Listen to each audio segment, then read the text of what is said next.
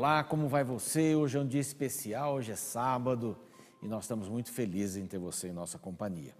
Se você está na Novo Tempo, você acordou bem cedo, às 5h30 da manhã no sábado, mas durante os outros dias, às 7 horas da manhã, na TV Novo Tempo aí da sua cidade, do seu estado, no nosso querido Brasil. Se você está no YouTube, nosso canal, bem-vindo.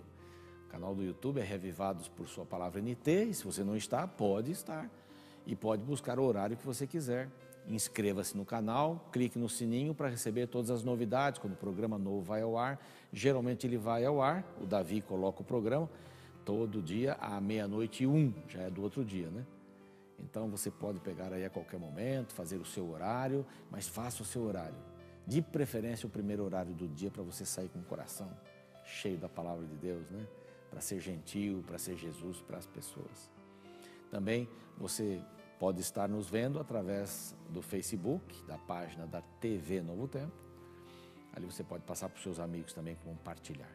Faça deste momento um momento rico na sua vida, de estudar a palavra, de comer a palavra. É o seu primeiro de jejum, né, de manhãzinha.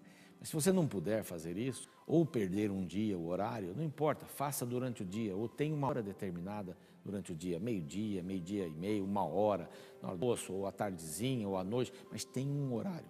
A gente recomenda o primeiro horário, mas não impede você fazer o outro horário, tá bem? O importante é você fazer, e não esqueça de orar com a família. Nós estamos falando um pouquinho sobre isso aqui, eu vou repetir alguns programas, não esqueça de orar com a família, fazer o seu culto familiar. Isso é muito rico, vai ensinando as crianças, né? Se você tem filhos pequenos, mas eu sou sozinho, faça sozinho então o culto.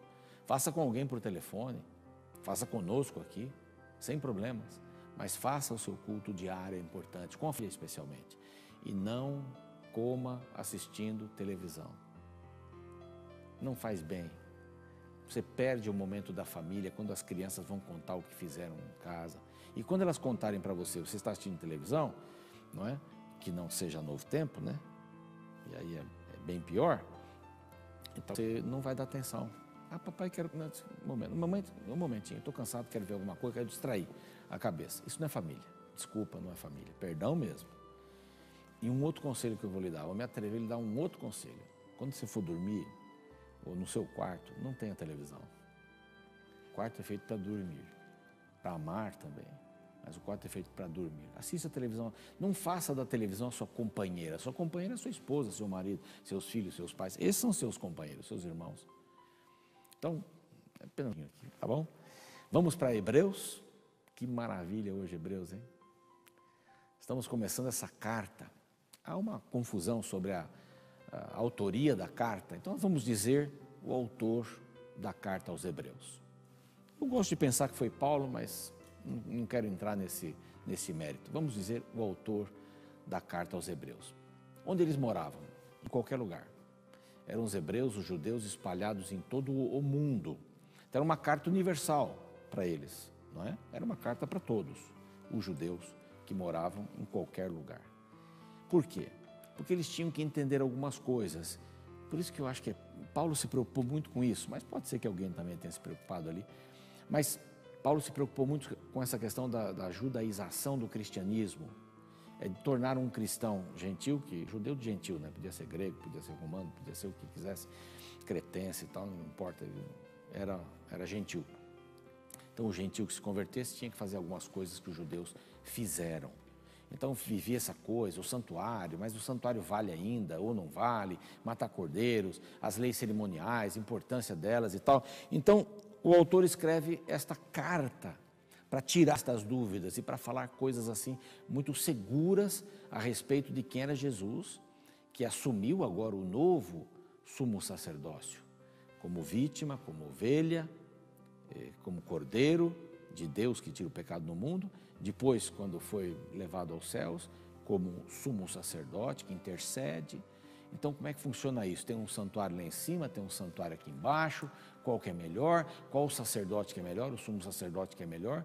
Então, como é que funcionam essas coisas? Então, o autor escreve aqui para tirar essas dúvidas. Então, há 3 palavras que você deve gravar aqui bem no estudo deste livro. Do capítulo 1 ao capítulo 10, a palavra é melhor. tudo o que acontece com Jesus, ou o que aconteceu, quem ele era melhor ou maior do que tudo que já tinha acontecido. Ele não era menor que o santuário, ele era maior que o santuário. Ele não era menor que o sacrifício que era feito, era maior. Então aqui vai traçar este caminho melhor.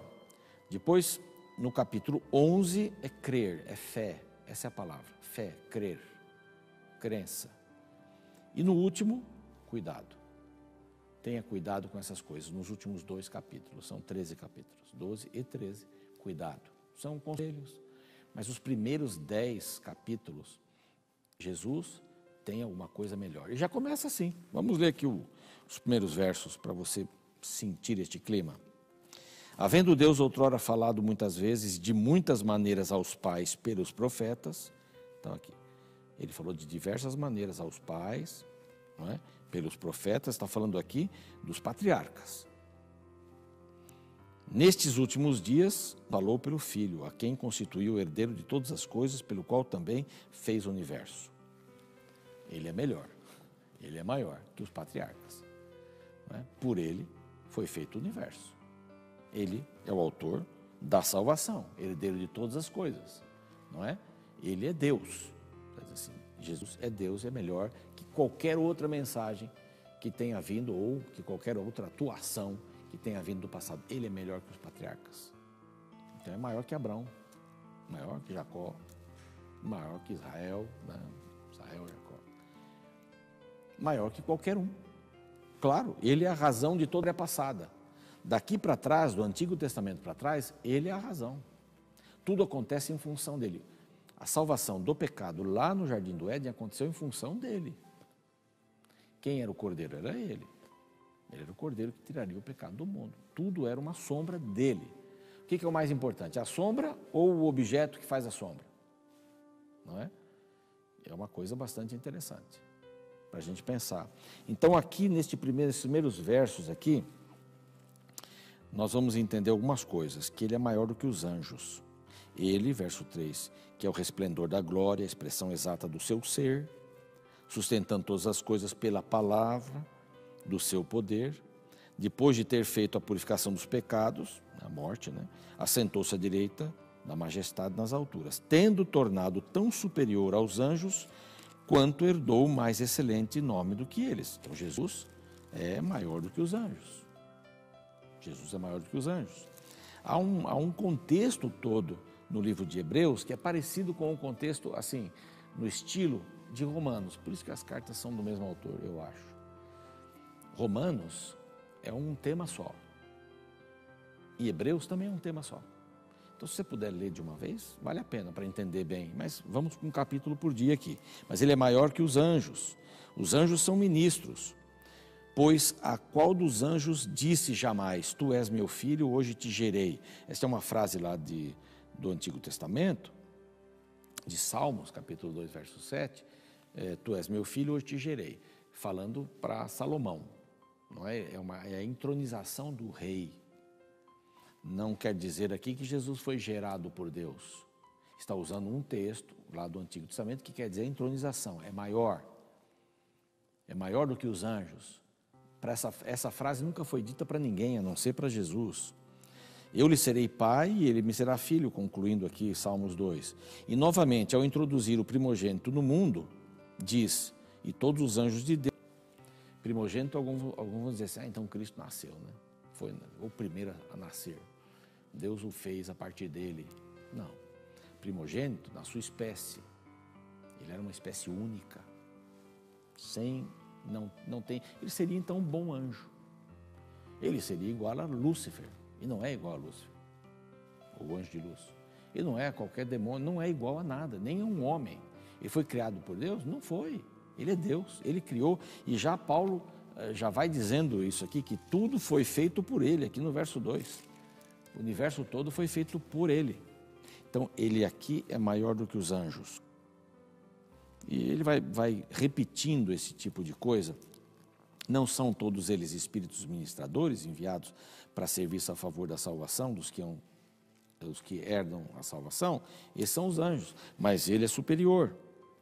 A que Hebreus nos dá aqui é a visão de que o sacerdócio de Cristo é melhor. Ele é maior do que os anjos, ele é maior do que os patriarcas. Então, essa introdução para que o judeu entendesse, para que eu e você também entendêssemos, que ele é Deus.